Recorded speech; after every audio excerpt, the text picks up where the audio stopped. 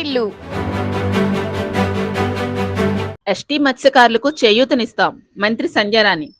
పార్వతీపురం మన్యం జిల్లా పాచిపెంట మండలం కొటికిపెంట పంచాయతీకి చెందిన పెద్దగడ్డ జలాశయంలో చేపపిల్లలు విడిచిపెట్టారు.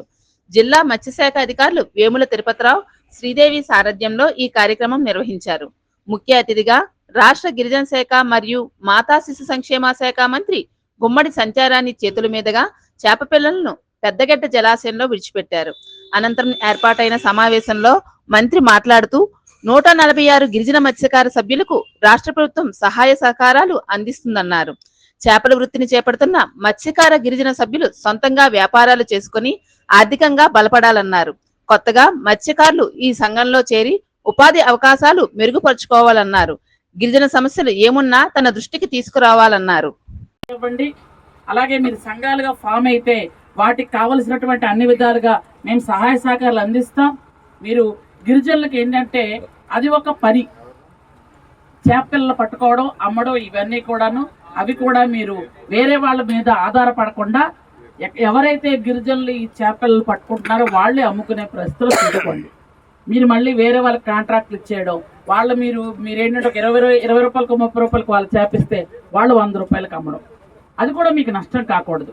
కాబట్టి ఉన్న సోదరులందరికీ నా సొంత సోదరులు కాబట్టి ఒక గిరిజన ఆడపిల్లగా మీ అందరి అభివృద్ధి కోరు చెప్తున్నాను.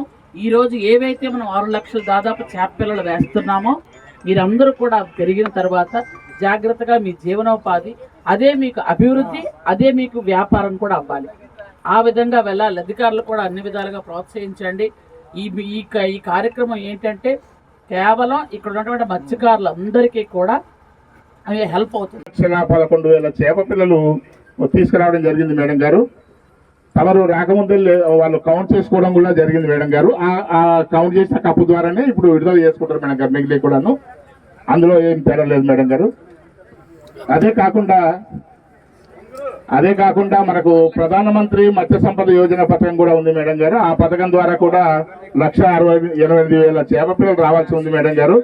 తమరు ఒకరోజు టైం ఇస్తే అది కూడాను పిఎంఎస్ఐ కింద కూడా మనం చేపపిల్లలు విడుదల చేయడానికి అవకాశం ఉంది మేడం గారు.